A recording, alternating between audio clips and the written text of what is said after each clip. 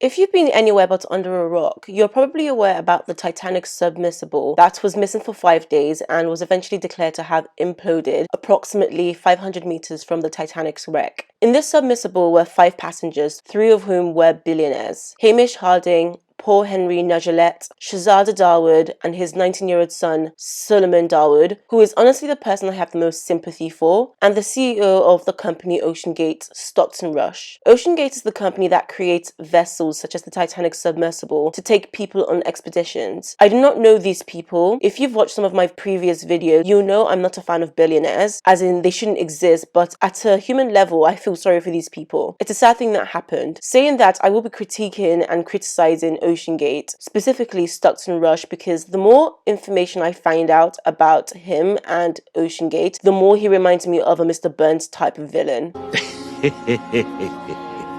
And I will be discussing the search for the submersible in direct correlation with the 700 plus refugees who were left to drown in the Mediterranean. There were multiple red flags about OceanGate that anyone deciding to go on a dangerous mission and taking their teenage son with them would or should have been aware of. Red flags that I'm sure people with billions would have been able to know through connections they undeniably have. Red flags that you couldn't have paid me to overlook to go into that submersible, nonetheless asked me to pay $250,000 for. For years now, multiple specialists have been warning Stockton Rush that he was potentially putting his clients at risk and urged him to stop.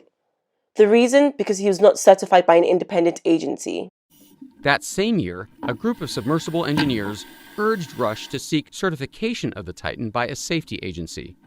Rush declined, saying that regulation would stifle innovation. You would think that a company that specializes in going on dangerous missions that acquire technology that don't even exist would want to be certified and at least pretend to care about safety. But no, Rush's response was that he was tired of industry players who tried to use a safety argument to stop innovation. And even worse, he said, safety is a waste. At some point, safety just is pure waste. Which is just ironic now, because that very callousness is what led to his demise, as well as 4 other people who, yes, knowingly paid $250,000 to go on a trip where they could die, but were also kind of victims taken advantage of because of their interest in the Titanic. Or actually 3, since 19-year-old Solomon Dawood didn't even want to go, told family members he was terrified, and was forced by his dad for Father's Day.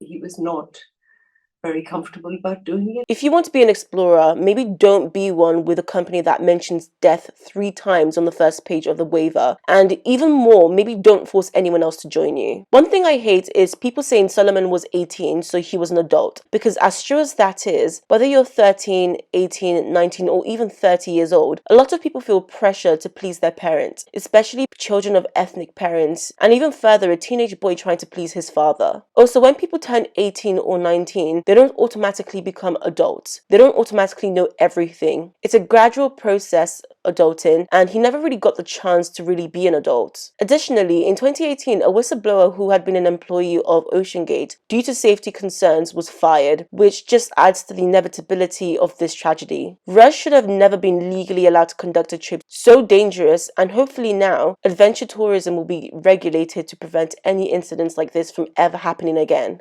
The search for the submersible took over everything. I couldn't scroll on TikTok or Twitter without seeing a dozen posts and opinions and memes about it. The news was covering the search as though it was the only thing happening in the world, and there were multiple countdowns about when the submersible would run out of oxygen, as though it was December 31st and we were looking forward to New Year's again. Unfortunately for them, the US Coast Guard omitted the information that an underwater implosion was heard on Sunday the 18th, a couple of hours into the journey. So the rescue and all those countdowns were futile. The same time that the world's attention was surrounding the submersible, the week before, one of the deadliest migrant shipwreck had occurred and government officials didn't seem to care, and the news didn't cover the tragedy to the extent they did when it came to the submersible. The tragedy that saw hundreds of migrants dead was overshadowed by that of billionaires and sadly not met with the same sympathy. Ironic enough, the same people who post stuff like this are the same ones who have been getting upset and offended that most people don't seem to have more empathies for billionaires who willingly signed their life away to go on an expedition that was inevitably going to end the way it did. Let's be honest for a second.